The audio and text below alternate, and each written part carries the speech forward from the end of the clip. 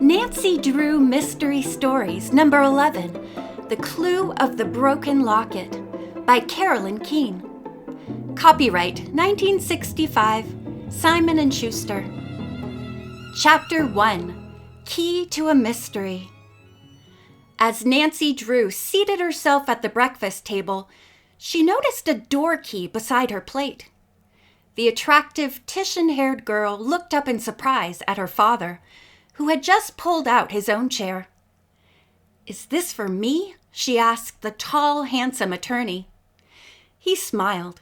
"Nancy, that may be a key to a mystery."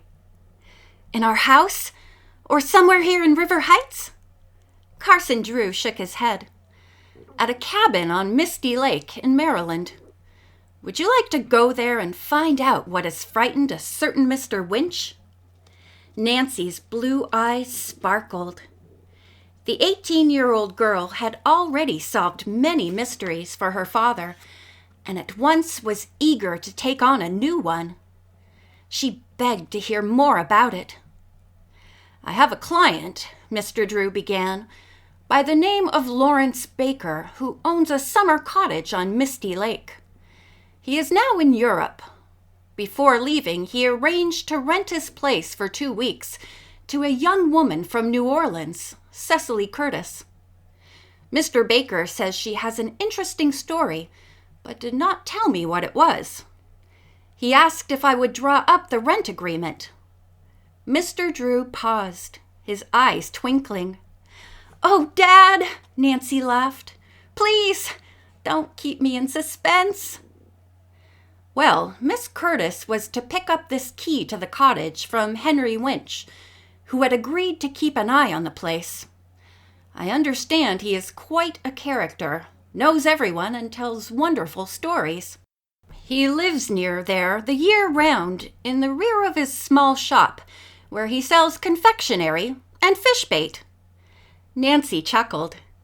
He does sound like a colorful character. Confectionery and bait make quite a combination. Her father explained that since it was the middle of September, there would probably be few vacationers at the lake. "I can't imagine why Cecily Curtis wants to stay there. If you meet her, Nancy, perhaps you can find out." "I'm all set to go," Nancy said eagerly. "Tell me more about Henry Winch and why he's so frightened." "During the summer, he rents out boats, as well as selling bait and candy. In winter, he stores boats for the summer residents, is caretaker for their cottages, and does odd jobs for the villagers. He sent me this key to the Baker place, along with a note, but gave no hint as to what had frightened him. Look here." The attorney reached into his pocket and brought out a plain piece of paper. He handed it to Nancy. The note read, "Hire somebody else. I'm scared. H. Winch." "This is all he wrote?" Nancy asked. "Yes. Here's the problem. Cecily Curtis is to arrive at Misty Lake late tomorrow evening, but Mr. Winch apparently wants nothing to do with the cottage. I can't leave at the moment, so I thought you could drive down there with the key and open the cabin for Miss Curtis. I don't want you to go alone, though." "Maybe Bess and George can join me." George Fane and her cousin Bess Marvin had been friends of Nancy for a long time. The three had shared many exciting adventures when mysteries had come their way. Bess had often remarked that Nancy was like honey, with the mystery bees swarming around her all the time. This was true from the time she had helped her father solve the secret of the old clock to her most recent challenge, deciphering the password to Larkspur Lane. Nancy hurried to the telephone and called the two girls. Fortunately, neither of them had special dates for the next few days and would be able to accompany Nancy. It was arranged that the trio would leave early that afternoon and drive at least part way to the lake. By the time Nancy came back to the table, the Drews' motherly housekeeper was there, and had already heard about Nancy's latest plans. Hannah Gruen had lived with the Drews since Nancy was 3, when her mother had died. Nancy adored Hannah, who always did a great deal of worrying about her when she was working on a mystery. "Is it okay with the girls?" Mr. Drew asked. Nancy nodded. "George is keen about the idea." "I'd expect that," Mr. Drew commented. "She's very level-headed and sensible." He chuckled. "I'll bet Bess is a little hesitant, though." "Right," said Nancy, and smiled. "Bess always worries about the possibility of running into danger, but she's one of the world's best sports when the necessity arises." Presently, Mr. Drew said that he must hurry off to his office. He kissed Nancy and wished her luck. "I believe there's a nice guest house in the village of Misty Lake, about a mile from the water. You might stay there." By 2 o'clock, Nancy was packed and on her way to pick up Bess and George. First, she stopped at the Marvin home, and Bess came out carrying a suitcase. She was a very pretty blonde, inclined to be overweight. "Hi, Nance! I'm glad you put the top of your convertible down. It's a gorgeous day." A few minutes later, Nancy stopped for George Fane. The slim, short-haired brunette with the boy's name came out of the house, vigorously swinging a small suitcase. She tossed it into the rear seat and climbed into the front beside the other two. After greetings, she said, "Now, Nancy, give us the details on this case we're going to solve." "First of all, there's a frightened caretaker," Nancy began, and quickly brought her friends up to date. Suddenly, one of Bess's turquoise earrings fell into her lap. "Oh, this old earring makes me so mad. It's always falling off." "Why don't you tighten it?" George asked. She was apt to be impatient with her very feminine cousin. Bess adjusted the screw and slipped the earring back on. Late in the afternoon, the girls stopped at a motel for dinner and overnight. The following day, they continued on to Misty Lake. In the afternoon, as they came closer to their destination, the three began to do a lot of guessing about Mr. Winch and Cecily Curtis. Finally, George declared that their theories probably were 100% wrong.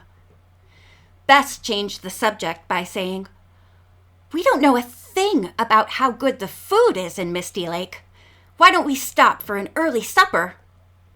This was agreed upon, and the girls began to watch for likely places. On the outskirts of a town called Brookville, they came to an attractive restaurant, the White Mill. It was a remodeled mill with a stream underneath part of it. "This is charming," said Bess. "And look, the sign says fresh broiled lobster. That sounds good to me too," Nancy remarked. She parked the car and the three girls went inside. A pleasant waitress who spoke in a soft drawl seated them and took their orders. "There'll be a 20-minute wait for the lobster," she said. "Why don't you all go out and walk around the garden, then cross the bridge into the woods? It's really very lovely." Nancy and her friends took the waitress's suggestion and went out the side door, which led into the garden. There was a profusion of many colors and varieties of chrysanthemums, late-blooming roses, and petunias. A path through the center of the garden led directly to a rustic, white-painted bridge over a rushing stream. "The bridge is quaint, but it looks rickety," said Bess. "Oh, come on," George urged. The girls, however, carefully crossed the bridge one by one and entered the woods. Bess took a deep breath. "This smells heavenly," she said in almost a whisper, as if she did not want to disturb any of the wildlife. As the three friends advanced, they suddenly became aware of a young couple seated on a fallen log a little distance away. The girl, who had curly red hair, had a troubled look on her pretty face. Her fair-haired companion seemed vaguely familiar to the girls, but they were sure they had not met him. The couple, engrossed in conversation, did not notice the newcomers. Nancy and the cousins quietly turned in another direction. Just as they were out of sight of the couple, the red-haired girl cried out, "Why can't you understand? I don't want to get married with a lawsuit hanging over our heads." As Nancy and her friends glanced at one another, the boy shouted, "That's not the real reason. It's the iron bird that's coming between us. I wish you'd never heard of it." The angry conversation ceased. George spoke up. "Sounds like trouble." Nancy agreed. "And like a pair of mysteries," she added with a smile. Presently, she looked at her wristwatch. The 20 minutes were up, so she suggested that the girls go back to the restaurant. As they neared the log where the couple had been seated, they saw that the girl and her male companion were gone. Bess sighed. "Oh, I just hope they fixed everything up." George said, "They'd better solve those mysteries before they get married. A lawsuit and some problem over an iron bird don't sound good to me." The dinner was delicious. Bess could not resist topping hers off with pecan pie. "That's a real Southern dessert, and I am now in Maryland." "Don't forget, dear cousin," George told her, "that during the Civil War, Maryland was on the northern side." "I don't care," said Bess. "This pie is marvelous." Just as she finished, Bess clapped a hand to her ear. "My earring! It's gone again!" Bess declared she knew exactly where it had fallen off. "When I was coming back across that old bridge, I tripped on one of the broken planks. Oh, I hope my earring didn't fall into the water." Nancy suggested that they take a look, so after paying their bill, the 3 girls hurried back to the bridge. Nancy peered beneath the railing at one side. "There it is," she pointed, "on the muddy bank." She lay down on the floor of the bridge, her head and shoulders over the side. Then she wriggled forward and reached her arm toward the earring. She could not quite touch it. "Hold my feet, George, so I can stretch farther," Nancy directed. "All right." Bess, meanwhile, stood on the edge of the slippery embankment, watching nervously. Suddenly, she heard running footsteps and looked up. Hurrying toward the bridge was the red-haired girl they had seen earlier. "Wait!"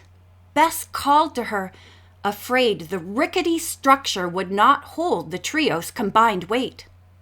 But the girl paid no attention. She dashed onto the bridge and ran across just as Nancy managed to grab the earring. At that moment, the planking pulled away from the embankment.